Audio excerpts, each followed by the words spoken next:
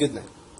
I'm Eric Nader and I'm gonna talk about the effect of red cell storage duration on patients undergoing cardiac surgery. First, let's see a little video.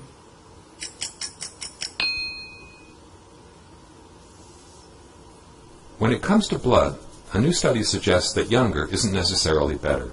The multi-center RECESS trial analyzed 1,100 adults who were undergoing complex cardiac surgery. Participants were randomized to receive red blood cells that had been stored for either 10 days or less, or 21 days or more, for all intraoperative and postoperative transfusions. Through postoperative day 7, patients in both groups had each received a median of 3 units of blood. The primary endpoint was the change in the multiple organ dysfunction score, a measure that is sensitive to minor changes in clinical status and that incorporates mortality. Scores can range from 0 to 24, with higher scores indicating more severe disease. The data show no significant between-group difference in this primary endpoint, with a mean change in MOD score of 8.5 in the shorter storage group versus 8.7 in the longer storage group. There was no difference in adverse events, except that hyperbilirubinemia was more common in the longer storage group. Some previous observational studies associated the transfusion of red cells stored for more than 2 to 3 weeks with serious, even fatal adverse events. However, the RECESS trial provides no evidence to support preferentially transfusing younger red blood cells to adults undergoing complex cardiac surgery. The full trial results are available at nejm.org.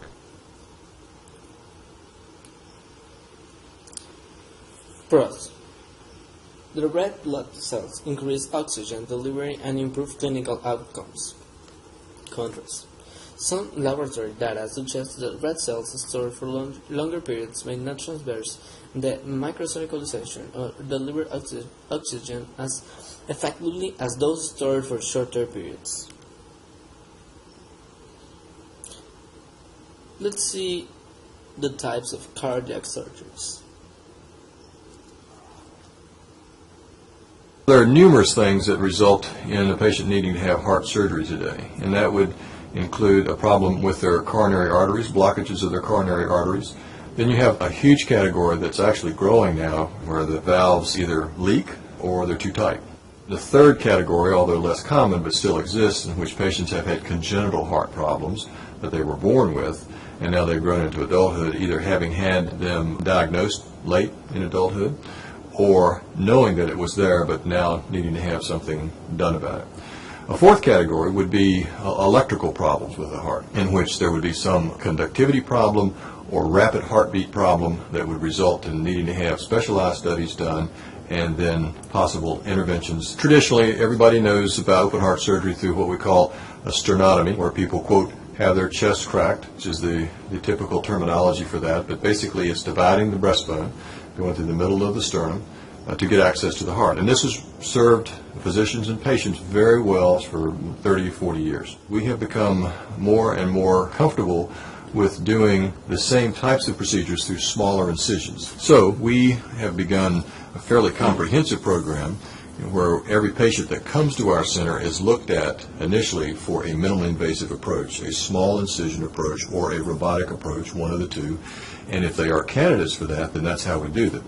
If we can't do it that way, then of course we offer them and provide them the traditional approach. But every patient first is considered for a small incision and less invasive surgery. I do think it's important today, as we go forward, that patients understand that as we have emerging technologies that are rapidly coming at us, it's important to choose a hospital that has a team that is looking at that. The team is highly specialized and super specialized in the area of coronary bypass surgery or minimally invasive valve surgery. All those are teams of experts that share their particular area of expertise. I bring something to the table as a surgeon, the cardiologist brings something to the table as a surgeon, and then at the end of the day, we have the best plan for the patient with the current and emerging technologies. Probably only about 15 to 20% of centers in the country are routinely doing successful minimally invasive valve surgery, either aortic or mitral or closing holes in the heart or doing electrical work. We understand now that high volumes equate very much to high quality. The centers that are doing higher volumes and the centers that are developing this team approach and a comprehensive commitment to minimally invasive surgery and robotic surgery, utilizing those types of techniques, are the ones that are getting the best outcomes.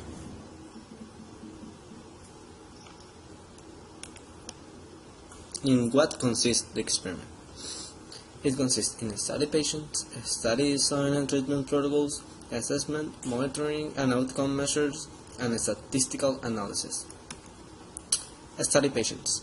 Patients should be 12 years of age or older, weight 3 kilograms or more, be scheduled for complex cardiac surgery with planned medium sternotomy. What is an sternotomy?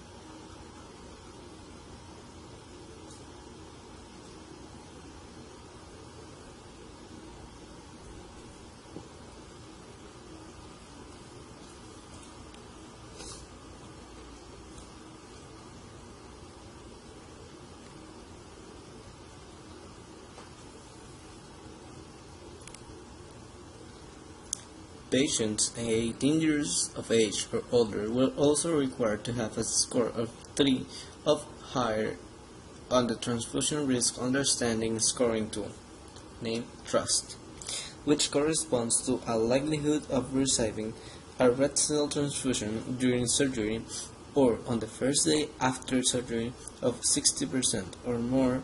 0.20 TRUST scores range from 0 to 8 points, with higher scores indicating a greater probability of red cell transfusion. A study design and treatment protocol. Participants were randomly assigned in a 1-to-1 ratio to receive red cells units stored for 10 days or less, or red cells units stored for 21 days or more for all transfusions from randomization through post-operative day 28. Hospital discharge or death, whichever occurred first. Randomization was performed with the use of pyramid blocks of varying sizes, with stratification according to age, less than 18 years versus more than 18 years, and status with respect to admission to the intensive care unit, ICU, at the time of randomization, and was balanced by the site with the use of a centralized computer system. Let's see how we can make a blood transfusion.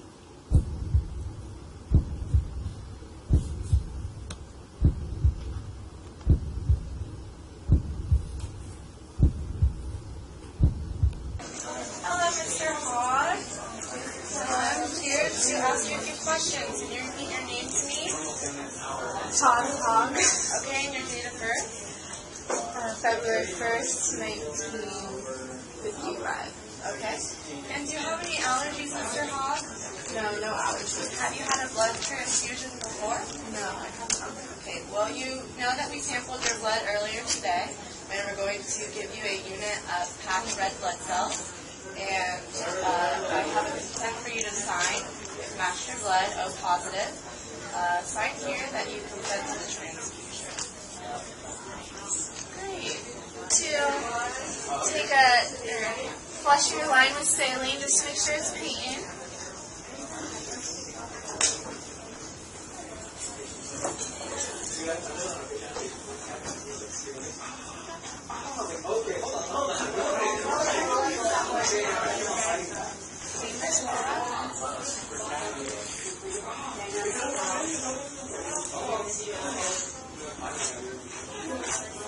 This is 10 milliliters of normal saline. We're just pushing it through.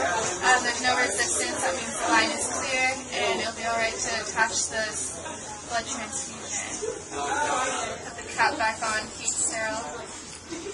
Here's our blood administration site. It's the Y tubing. We open this. It'll look like this here. It has the blood filter in the two lines. One's for the saline, and one's for the blood set. And now we're close all the clamps. Make sure they're closed so that we can saline.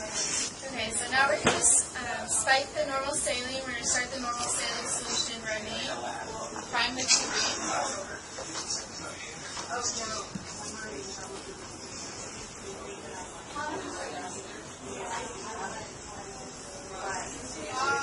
We're spiking the solution.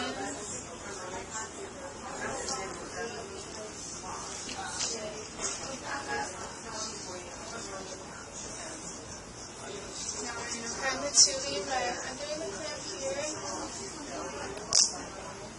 Put that end through.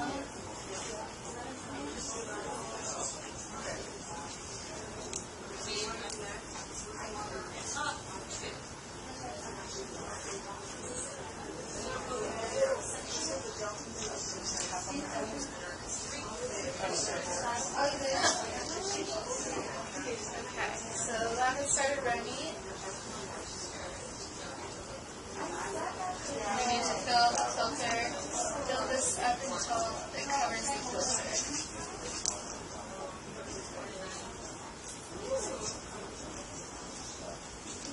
So there's some over the filter, so now the tube is primed, and we're going to attach this to Mr. Hodge and start this running at 25 milliliters an hour.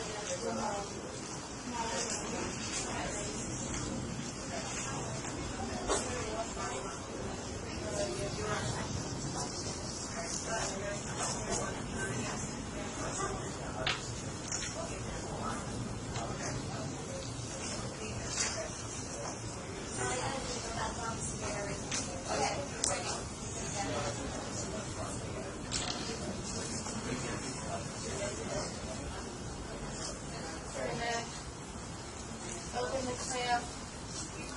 We want it running 25 milliliters an hour.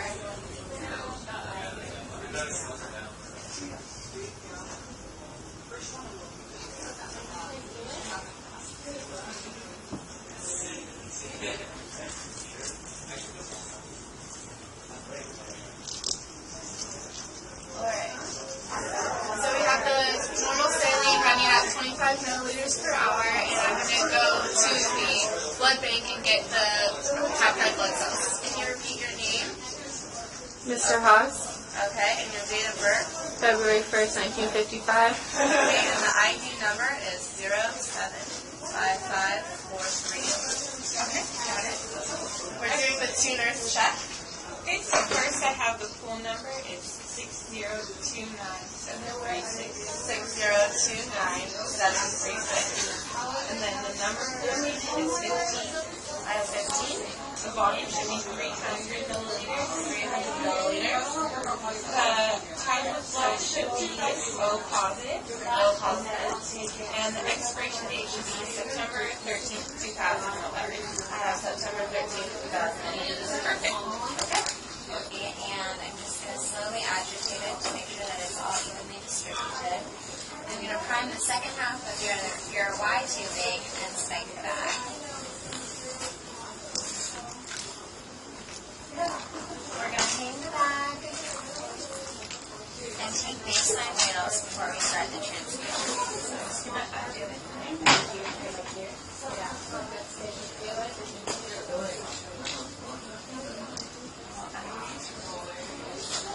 Get the blood going.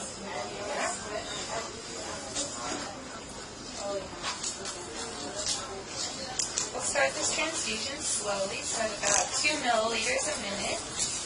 And if you're not experiencing any adverse effects or reactions, then we can increase it to the doctor's orders. So please let me know if you are feeling anything like headaches, chills, burning, itching, anything to signify that you're uncomfortable. About 15 minutes now. I'm going to retake your vital signs and document them accordingly. Then I'm going to change your infusion or your transfusion rate to 125 milliliters per hour, and usually have about 2 hours of your transfusion. We're just going to flush the line with normal saline, get the rest of the blood into you, and then I'm going to dispose of your blood bag appropriately according to hospital policy.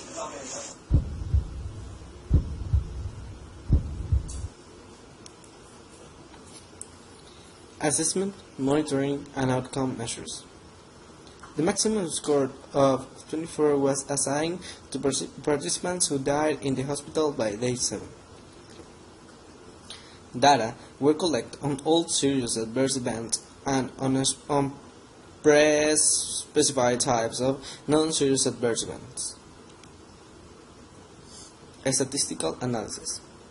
The target sample size of 1,170 participants who met the criteria for evaluation was intended to achieve a two-side 95% confidence interval of approximately 0.85 modes points for the between-group difference in the 7-day change in mods if the standard deviation in each group was 7.3 points, which is the standard deviation observed in a previous study of ICU patients with cardiovascular diseases. Let's see the intensive care unit.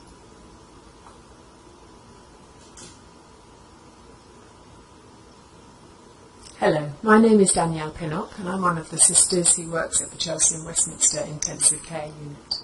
We are situated on the 5th floor of the hospital by lift bank B. To enter the unit, you have to buzz the intercom system and wait for a member of staff to answer, then explain who you are and who you have come to see. It can take a couple of minutes for the door to be answered due to staff being busy, so please be patient. The doors are electronic, so therefore cannot be pushed open. This is to aid privacy and dignity of patients and their loved ones. When entering the unit, there is a corridor followed by another set of double doors, where everyone should use the alcohol gel to clean their hands. Once through these doors, you are on the main unit, which consists of 10 intensive care beds. If you are not approached before, then head to the nurses' station, where you will be shown to the appropriate bed space. If the nurses, physios or doctors are busy with your loved one, then you may be asked to wait. When entering your loved one's bed space, you will be asked to remove your coat and clean your hands again. Depending on the needs of the patient, you may be asked to put on an apron. The nurse at the bedside will explain this to you. At the bed space, there is a lot of equipment and monitors. This is the cardiac monitor, which gives the heart rate, blood pressure, and oxygen saturations of the patient. The ventilator breathes for the patient whilst they are sedated, and the other monitor allows us to access patient results, care plans, and write our notes. On the other side is the arterial line, which gives us a more accurate blood pressure and also allows us to take blood. There will be several infusion pumps to administer medications and fluids to the patient. Often patients will also have a nasogastric feed. Things you may see around the ward. The intensive care team, which consists of the doctors, nurse in charge, nurse at the bedside, pharmacist and microbiologists, do a ward round at 8 o'clock in the morning and then again in the evening. We discuss the patient's diagnosis and plan of care for the day and then speak to the relatives after the round. This is a photo board of all the staff who work on the unit, arranged by team. When patients are admitted, they are cared for by one of these teams. This wheel shows issues raised by patients and visitors and the steps we have taken to resolve them. The visitors' waiting area is a quiet place to sit down. We also have limited overnight accommodation. Please speak to the nurse in charge. We have a booklet available with information for patients and their relatives when leaving intensive care. We hope this short video has given you an overview of the intensive care unit. If you have any further questions, don't hesitate to contact us.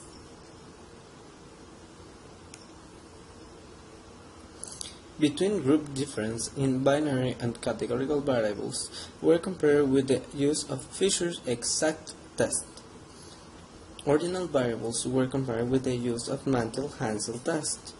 Continuous variables were compared with the use of Kruskal-Wallis test for unadjusted analysis and ANCOVA for adjusted analysis. Owing to sweetness, change in the serum bilirubin levels were compared in two ways, with ANCOVA to adjust for Vaseline values and with the Kruskal-Wallis test. Time to event outcomes were compared with the use of Cox regression. Results. We have the primary outcome, the secondary outcome, and the adverse events. Primary outcome. Among the 1,087 patients for whom there were complete data for the calculation of the 7-day change in months, the mean 7-day change was 0.85 points in the shorter-term storage group and 8.7 points in the longer-term storage group. In an analysis adjusted for the baseline modes, the difference in the means was 0.2 points, that is a difference of 0.2 points in favor of shorter-term storage. In the secondary pair protocol analysis, which was limited to the 967 participants who received only units that were stored within the assigned storage duration without and for whom data of the 7-day change in mods were available. The mean 7-day change in mods was 8.2 points in the shorter-term storage group and 8.5 points in the longer-term storage group. All subgroup analyses have p-values greater than 0.05 for interaction, indicating that the effects of red cell storage duration did not differ significantly on the basis of any of these patient characteristics. Secondary outcome. All-cause mortality was similar in the two groups. Among the 1,078 participants for whom there were complete data on 7-day mortality, 15 participants in the shorter-term storage group, 2.8%, and 11 in the longer-term storage group, 2.0%, died by post-operative day 7. Among the 1,075 participants for whom there were complete data on 28-day mortality, 23 in the shorter-term storage group, 4.4%, and 29 in the longer-term storage group, 5.3%, died. Adverse events. The mean number of serious adverse events per participant was 1.6 in both groups. Participants in the shorter-term storage group were less likely than those in the longer-term storage group to have a serious adverse events related to a hepatobiliary disorder, and this finding was due entirely to the fact that fewer participants in the shorter-term storage group had hyperbilirubemia. Sadly, we can say there is no data about this kind of projects here in Ecuador. Thanks for watching.